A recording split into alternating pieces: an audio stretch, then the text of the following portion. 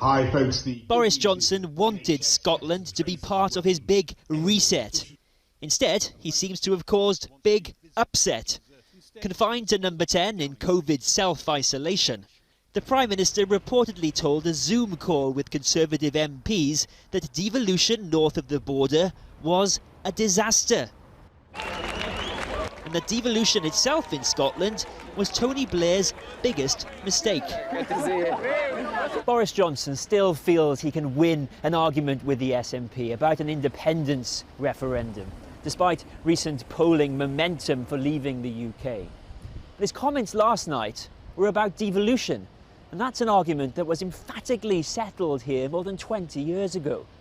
And at a time when Boris Johnson desperately needs to bolster his support in Scotland, this may seem a curious way to go about it. The Scottish public awoke to the Prime Minister's remarks already being hastily reinterpreted. What he really meant, we were told, was the SNP had made devolution a disaster. Devolution is not the problem, it's the way the SNP for the last 13 and a half years have governed Scotland. You know, the fact that our educational standards have plummeted in international rankings, the fact that they built a new sick kids hospital in Edinburgh that hasn't been able to take a single patient. But even before these latest comments, the Prime Minister had a struggle in Scotland. The party he calls disastrous keeps winning elections, and Nicola Sturgeon's approval ratings with Scottish voters dwarf his own. There'll be a Scottish Parliament election in the spring. Does even a perceived attack on devolution play directly into the First Minister's hands? The Conservatives have landed on a position that is actually you that's the disaster, your record on education, on care home deaths and all the rest of it. Well, that's not true. I mean, I'm quite happy to rebut each and every criticism of that nature. But let us go back to the source, what Boris Johnson actually blurted out, which he has a tendency to do. I probably have more to do with the UK government than any other minister. That's my job. And I have to say what he honestly admitted is, in my view, the position of many people in the Tory party, and particularly Brexiteers, for whom the idea that anybody else should make a decision in these islands is anathema. This man was Scotland's second ever First Minister in the early days of devolution, when Labour still ran Scotland. He thinks both main UK parties have forgotten how to talk to Scottish voters. You're somebody, you know, who has led this country under devolution. What would be your advice to Boris Johnson? Boris Johnson is the Prime Minister, and if he doesn't watch, he's overseeing a very disunited kingdom. You know, Scotland has got to be taken seriously.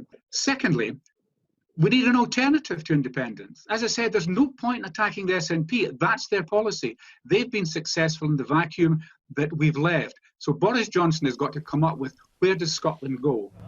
We were told today the Prime Minister fully supports devolution and wasn't really suggesting he'd prefer a world without the Scottish Parliament. The fact it even needs saying, with elections in Scotland just months away, suggests there's still some work to do on that reset in number 10. Well, this afternoon, more evidence of the power of devolved government. Nicola Sturgeon announcing here in the Scottish Parliament the nearest thing to lockdown for almost more than 2 million Scots across central and western Scotland. 11 local authority areas, including Glasgow, will go into the highest of Scotland's 5 levels of restrictions.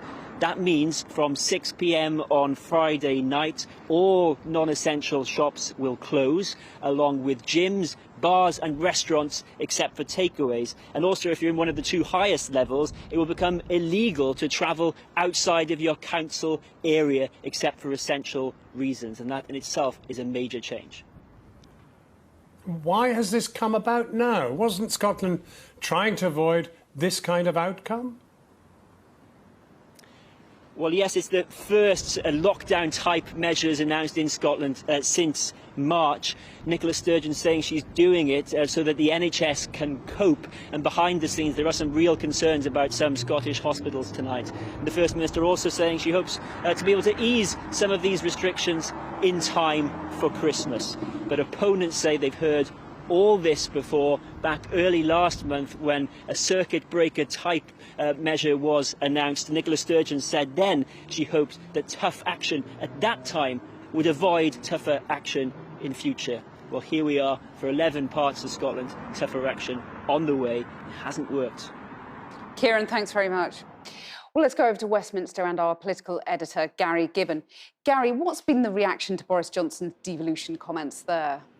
Well, the Scottish Conservatives I've been talking to, I'd say the reaction goes in a range from eye-rolling to expletives. As Kieran was saying, Boris Johnson's poll ratings in Scotland are pretty abysmal. An awful lot of Scottish Conservatives that you talk to worry that he really cannot be the man to be in number 10 when there's a Scottish referendum on independence. If there is a second one during his term, they think that could just be a disaster. Few of them said, well, a lot of this is priced in with Scottish voters when they think about Boris Johnson. He's not really saying anything they wouldn't greatly expect. One Scottish Conservative I spoke to said what was actually worse than this was the fiasco, as he called it, of the furlough recently, when it appeared to some in Scotland that furlough was only being extended when there was lockdown coming to England rather than tighter restrictions in Scotland. That's pretty small comfort to the man who leads the Scottish Conservatives at the moment. I caught up with him earlier, the MP Douglas Ross. What the Prime Minister said was very clear. Devolution shouldn't have happened. It was Tony Blair's biggest mistake. The conception was wrong. That's where this Prime Minister comes from. And that's why I said last night, devolution is not the problem. It's the people that have the powers at the moment in Scotland over the Scottish Government, and that's the SNP, who always, over their 13 and a half years in power and in opposition, have used the Scottish Parliament and devolution to further their aims to separate Scotland from the rest of the United Kingdom. Sounds like you've got another problem. You've got a party leader, a Prime Minister, who doesn't agree with you, doesn't believe in devolution.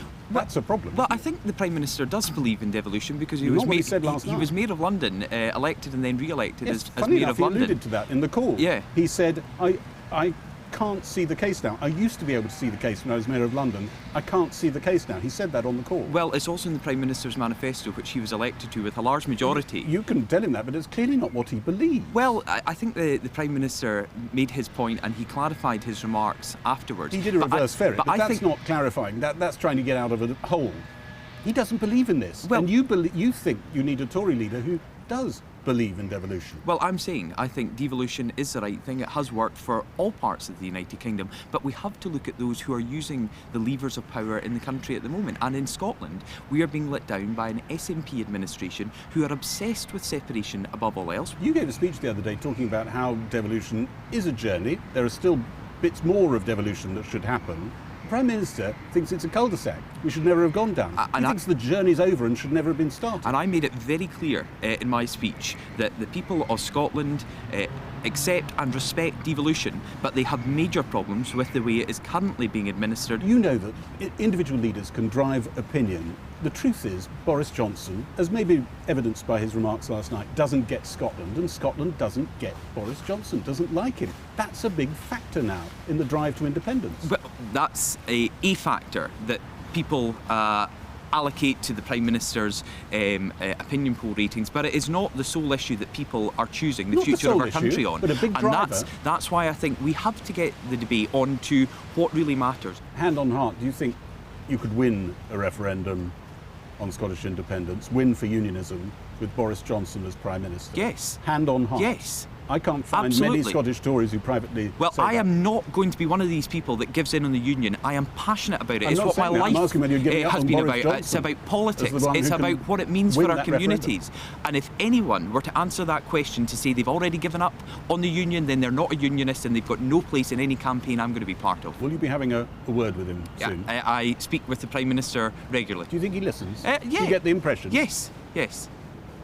Do you know, one of the things, Gary, is it seems so alien, in particular to the SNP, that people within a party can have difference of opinions. Is that really what we want in Scotland? Yeah, but you don't want a disagreement on this issue, do you? No, and I you know... It pains you deeply that the Prime Minister has said this. It's very counterproductive. And I've made it absolutely clear that devolution benefits Scotland, and it can benefit Scotland again if we don't have a party in power that uses all its tools of devolution to further their aim of separation, not to improve the lives of people in Scotland. And you're asking Scotland to stay in the United Kingdom with a Prime Minister who doesn't believe in devolution. I'm asking Scotland to stay in the United Kingdom because of the benefits Scotland gets from the UK and the UK gets from Scotland. And that's something we need to talk up far more.